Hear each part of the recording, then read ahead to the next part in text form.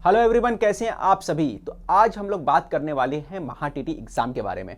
ठीक है, तो महाटीटी एग्जाम जो होता है महाराष्ट्र गवर्नमेंट की तरफ से लिया जाता है और सीटीटी जो होता है सेंट्रल गवर्नमेंट की तरफ से लिया जाता है। महाटीटी का डिमांड महाराष्ट्र के अंदर बहुत ज़्यादा है और इसके अंदर पास होने वालों की तादाद भी बहुत कम है। इसकी वजह से इसका डिमांड बढ़ जाता है सोसाइटी वाले स्कूलों के अंदर, जो सेमी गवर्नमेंट स्कूल्स होते हैं उसके अंदर। ठीक है, तो महाटीटी को पास करना थोड़ा सा मुश्किल है, बट आप इसको आसानी से पास कर सकते हो अगर आप थोड़ा मेहनत करोगे। इसके पेपर जो होते हैं सभी लैंग्वेज में होते हैं, बोले तो स्पेशली आपका मराठी में होता है, इंग्लिश में होता है, उर्दू में होता है। ठीक है, तो क्वेश्चन पेपर 3 ही लैंग्वेज में आते हैं। आई थिंक 3 पेपर मैं बता दिया, मराठी, इंग्लिश और उर्दू।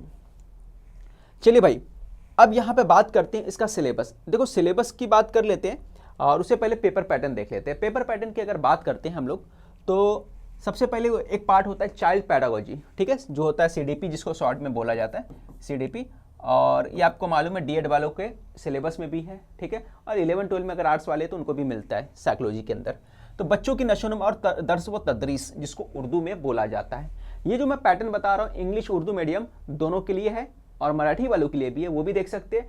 बट मेरा जो चैनल है, इस चैनल के ऊपर ज़्यादातर जो लेक्चर होते हैं इंग्लिश मीडियम और उर्दू मीडियम के हिसाब से लेक्चर दिए जाते हैं। ठीक है, जिसमें आपको बहुत ज़्यादा बेनिफिट होगा। बहुत सारे मैंने वीडियो अपलोड किया है मैथ्स के, अगर आप चाहते हो, अगर आप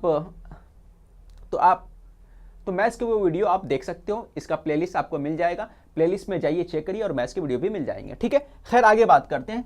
30 क्वेश्चन आते हैं और 30 मार्क्स का होता है जो सीडीपी रहता है। ठीक है, और लैंग्वेज फर्स्ट अगर आप उर्दू में पेपर दे रहे हैं तो जाहिर सी बात है आप यहाँ पे उर्दू लोगे लैंग्वेज फर्स्ट, और लैंग्वेज सेकंड आपको क्या ले लेना है, इंग्लिश ले लेना है। ठीक है, और अगर आप इंग्लिश में पेपर दे रहे हो तो आपको लैंग्वेज फर्स्ट क्या रहना है, इंग्लिश होगा, और सेकंड लैंग्वेज आप चाहो तो मराठी लो, उर्दू लो, हिंदी लो, जो लेना आप ले सकते हो। ठीक है, समझ में आ गया। चलिए आगे बढ़ते हैं। मैथमेटिक्स, तो मैथमेटिक्स जो होता है ये कहाँ तक आता है, ये मैथमेटिक्स अगर सिलेबस देखा जाए तो पहली क्लास से 5वीं से 7वीं तक का अगर फोकस करते हो, 8वीं तक ले लो आप, 5वीं से 8वीं तक का मैथ्स फोकस करते हो तो आपको हेल्पफुल होगा। उसी की किताब से, आपकी जो किताब है वहीं से आ सकती है, 5 to 8 वहीं का कॉन्सेप्ट पूछेगा, सेम क्वेश्चन नहीं, वही कॉन्सेप्ट पूछेगा। 5वीं से 8वीं तक का बुक अगर आप प्रीफर करते हो दैट इज इनफ आपके लिए। ठीक है, इसके बाद बात करते हैं इन्वायरमेंटल स्टडीज़। तो इन्वायरमेंटल स्टडीज़ के अंदर जो होता है माहौलियाती मुताला, उसको उर्दू में बोलते हैं, जिसमें तारीख, जोग्राफिया जो होता है, हिस्ट्री, पॉलिटिक्स, जोग्राफी, ये सारी चीज़ें आ जाती है इन्वायरमेंटल स्टडीज़ के अंदर। इसमें भी 30 क्वेश्चन होता है, 30 मार्क्स का। ठीक है, तो 30 के हिसाब से टोटल कितने मार्क्स होगा, 150 मार्क्स। क्वेश्चन कितने होंगे, 150। और टाइम कितना मिलता है आपको, 2.5 घंटा टोटल टाइम मिलता है। ये किसकी बात करें हम लोग, पेपर फर्स्ट की बात कर रहे हैं, पेपर फर्स्ट की। अब पेपर फर्स्ट कौन देता है, पहली से अगर 5वीं तक पढ़ाना है आपको तो पेपर फर्स्ट दिया जाता है। और इसको पढ़ाने के लिए क्या भाई, आपका डीएड होना चाहिए, 12th प्लस अगर आपका डीएड है ना, 12th प्लस डीएड है तो ये एग्जाम आप दे सकते हो, आप किसी भी स्कूल में पढ़ा सकते हो। ठीक है, तो टीटी के लिए क्या है, मैंने पूरा का पूरा बता दिया आपको, सिलेबस वगैरह सारी चीजें बता दी। ये पेपर फर्स्ट का हो गया। अब पेपर सेकंड देख लेते हैं। ठीक है, तो पेपर सेकंड में 2 सेक्शन होता है, एक होता है साइंस वालों का और एक सेक्शन होता है सोशल साइंस वाले का, यानी कि हिस्ट्री ज्योग्राफी वालों का। ठीक है, दोनों देख लेंगे। दोनों का पेपर तकरीबन सेम होता है, थोड़ा भी चेंज नहीं होता, हल्का सा चेंज होता है, वो बताऊंगा मैं। सबसे पहले सीडीपी जो होता है ना, चाइल्ड डेवलपमेंट, जो पिछले पेपर में भी देखे पेपर फर्स्ट में, ये कॉमन होता है। ठीक है, ये कॉमन है। अच्छा, याद रखिए पेपर फर्स्ट पेपर सेकंड उन लोग दे सकते हैं जो डीएड भी है और ग्रेजुएशन भी है ना, डीएड और ग्रेजुएशन दोनों भी है, मतलब 12वीं के बाद आपने बीए, बीएससी जो भी किया है तो आप पेपर फर्स्ट भी दे सकते हो, पेपर सेकंड भी दे सकते हो। क्लियर। अब देखो मेरे भाई, चाइल्ड डेवलपमेंट पैडागोजी 30 क्वेश्चन आएगा 30 मार्क्स के लिए। ठीक है, सेम थोड़ा सा लेवल यहाँ पे अप कर देगा।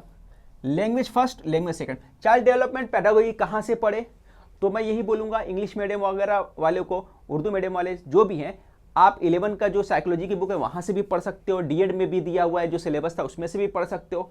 स्पेशली इसके अलावा भी आप बहुत सारी बुक्स आती हैं चाइल्ड डेवलपमेंट पैडागोजी के ऊपर, नेट पे सर्च करोगे तो मिल जाएगा। मगर मटेरियल किस में मिलेगा, इंग्लिश में मिलेगा, उर्दू में मटेरियल नहीं मिलेगा। ठीक है, उर्दू में आपको करने के लिए क्या करना पड़ेगा, वही 11 की जो बुक है आपको, है ना, साइकोलॉजी की, वहाँ से लेना पड़ेगा या फिर डीएड की बुक से लेना पड़ेगा। क्लियर।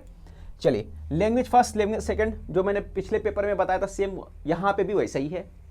फिर हम लोग बात करते हैं 60 क्वेश्चन आएगा, है ना, 60 क्वेश्चन 60 मार्क्स के लिए आएगा। साइंस का सेक्शन, अगर आप साइंस लोगे तो आपको मैथ्स और साइंस के क्वेश्चन पूछेंगे। मैथ्स के जो 30 क्वेश्चन रहेगा, साइंस का जो 30 क्वेश्चन रहेगा। इसी तरह सोशल साइंस में जाओगे तो हिस्ट्री, ज्योग्राफी और पॉलिटी का पूछेगा 30 क्वेश्चन। क्लियर हो गया आपका? Total 150 question, 150 marks. Time duration कितना रहेगा? 2.5 घंटा आपका टाइम ड्यूरेशन होता है। क्लियर? अच्छा, मैंने बहुत सारे वीडियो बनाए हैं इसके ऊपर। इसके साथ ही साथ मैं ये बोलता चलूँ आपको कि जल्दी हम लोग कोर्स लॉन्च करने वाले हैं जिसमें हम लोग पूरा का पूरा सिलेबस पढ़ाएंगे। तो चैनल पे नए हैं तो चैनल को सब्सक्राइब करके रखिए, क्योंकि जब भी मैं कोर्स लॉन्च करूंगा तो उसकी पूरी मालूमात आपको मिल जाएगी। साथ ही साथ एग्जाम कब तक होगा ये बहुत सारे लोग जानना चाहते हैं। तो एग्जाम का देखो ये डिपेंड करता है टैट का जो अभी भर्ती चालू है पोर्टल, अगर उसका प्रेफरेंस के लिए अलग से एक बार विंडो ओपन होगा तो प्रेफरेंस वाला काम हो गया तो उसके बाद बहुत ज़्यादा चांस है, अगर प्रेफरेंस काम हो गया और ज्वाइनिंग अगर हो जाता है, जो भी टैट का भर्ती चालू है अगर उसकी ज्वाइनिंग अक्टूबर में बोला गया है, अक्टूबर नवंबर के फर्स्ट वीक में हो गया तो डेफिनेटली आपका एग्जाम दिसंबर में या जनवरी में रहेगा। ठीक है? तो आप लोग अगर तैयारी स्टार्ट नहीं की तो तैयारी स्टार्ट कर सकते थोड़ा बहुत। और ये साथ में यही बोलता चलूंगा, ये एग्जाम बहुत ज़्यादा इंपॉर्टेंट है। अच्छा, कुछ और चीज़ें भूला हूँ। कुछ लोग बोल रहे कि सर लैंग्वेज में क्या स्टडी करने का? लैंग्वेज में 2 ही चीज़ ज़्यादा पूछता है। पहला पार्ट है ग्रामर, दूसरा पार्ट है वैकेबुलरी। चाहे हिंदी पढ़ो, मराठी पढ़ो, इंग्लिश पढ़ो, उर्दू पढ़ो, 2 चीज़ पे फोकस ज़्यादा होना चाहिए। ग्रामर पहला, दूसरा वैकेबुलरी। वैकेबुलरी में क्या होता है ना? उर्दू में बोले तो हम मानी अल्फाज होता है या अपोजिट जो होते हैं वो होते हैं। इंग्लिश में बोले तो सिनोनिम्स, एंटोनिम्स होते हैं। तो ये आपको परफेक्ट करके रखना है। ठीक है? तो ये आप परफेक्ट किए तो आपका लैंग्वेज आसान जाएगा। कुछ भी पूछेगा उसमें आपको डिफिकल्ट नहीं पड़ेगा अगर ये 2 चीज़ें आपकी परफेक्ट है तो। क्लियर हो गया? तो सारी चीज़ें मैंने बता दिया। साथ ही साथ मैं बोलता हूं कि दिसंबर अगर जनवरी में एग्जाम होगा तो आपको टाइम कम मिलेगा, क्योंकि इस एग्जाम की प्रिपरेशन करने के लिए कम से कम 3 महीना आपको चाहिए। ठीक है?